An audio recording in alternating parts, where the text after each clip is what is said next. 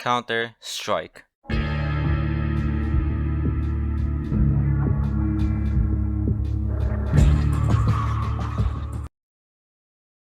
One of the games that I remember where I played the alpha version, and in retrospect played its demo version. It also came as a shock that this is the only game where I played competitively and watched the pro scenes, new and old. As much as there are problems with cheaters, controversies, and tick rates, I'm still surprised that CS still has that healthy state, even if its core is the same. The only changes in the CSGO is the community, who made lineups, tutorials, tournaments, third-party websites, and so much more like the old maps that are still fun years later, when the community do these insane tricks. Although CS is also one of the games that is quite hard to update, and I made this video in quotation because there are updates that change the game, but not change its core. What I meant is the guns, maps, UI, and sounds, which is different. There is one best example that I can explain, which is Dust 2. Dust 2 is my favorite map, and it is one of the maps that made me get better in CSGO. It's a map that is iconic since the original CS, and when this update came from Operation Riptide, it changes how the map plays. T-side long players needs to be aware at middle. In case of rushes, eco rushes, lower tunnel is less riskier since you won't get killed. CT doesn't need to throw smokes often for middle. Sniping duel and spawn is much more challenging, and a lot of factors for one simple change. This goes to show how one map area can change the impact on how the map plays, and while this fixes the problem of CTs crossing the map, it also changed the map, and it depends if that is a positive or a negative thing for the players. One good example is the M4A1S. From the same update, this gun alone went from underuse to literal laser machine.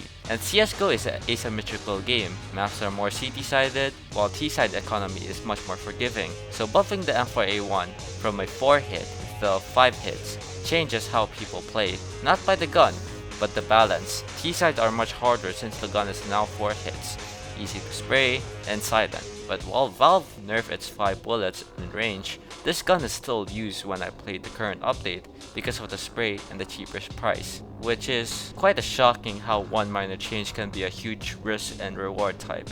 One example is Nuke, from being super hated to becoming one of the best competitive maps because of its update from Valve by removing parts of the map, that is this bridge, another vent, and while they are slow, it goes to show how Valve knows what they're doing. They are coordinated, instead of being a rush patch causing more problems. Of course, there are stupid updates that CSGO did, like the revolver. You can one-shot somebody with a fucking pistol! Why is that allowed? Look at that recoil pattern. Alright, so what you're gonna want to do to control this recoil, you're gonna really want to focus in on fucking holding mouse 1. Jesus.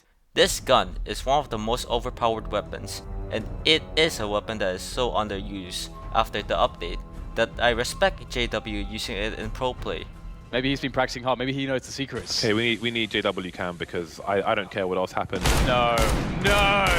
Oh no! I'm also embarrassed that I used the revolver that time, and I was one of the players that said, the revolver is like the SSG, but cheaper, therefore, people should use it. Aside from that, logic it is something that is akin to risk and reward, although there are some people that are mixed with the updates, like weapon sounds. Example of an AK-47.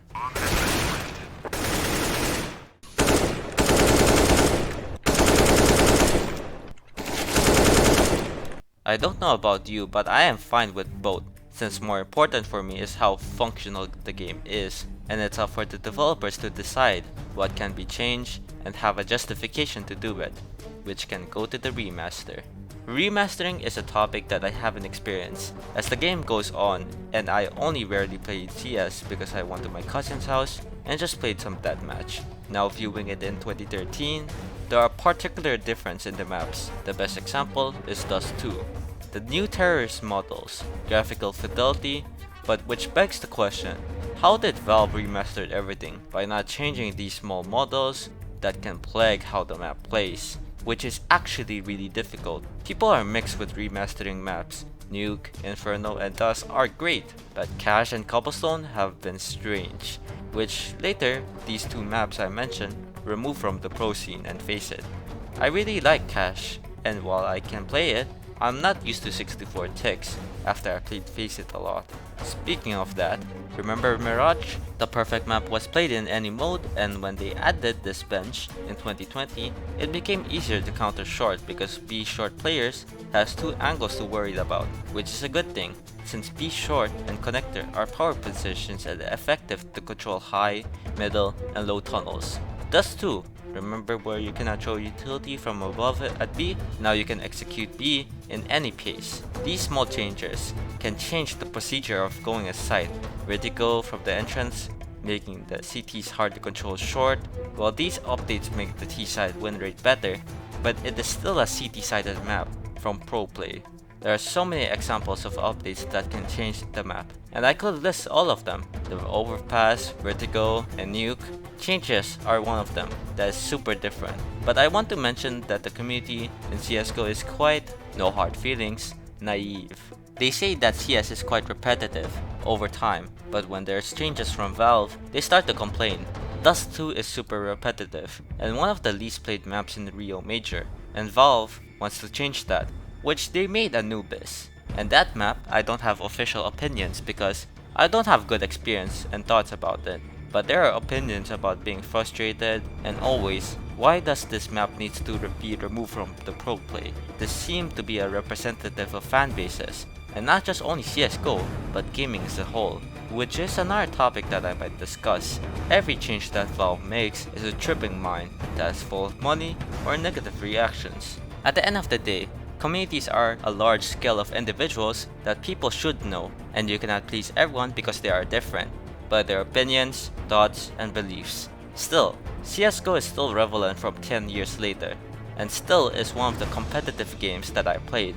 It makes me appreciate Valve that while the game still plays the same, they can still change and make something fresh, even if minority or the majority people will complain or give positive reactions. Which begs to Source 2. Source 2 CS is now talked a lot because of their leaks, and I myself do not care, since CSGO is a game that is playable and polished, that it can get close as it can get. Aside from matchmaking and cheaters, it's core. Switching that for no reason aside from graphical improvements can't get negative reactions, because there are no reasons to change aside from faster development. Even with Source 2, it's not changing that much. I am alright with Source 1.5, since if it works and gives a lot of money, why change it? But what do you think about Source 2, since I want to hear your opinions about it. Thank you to everyone who watches my previous video. It was really tough for me to make that video, and it took me a half of a year. I just took a break making a video, so why not make this small video? Besides, it is something that I wanted to think about making when I finish my Metro video.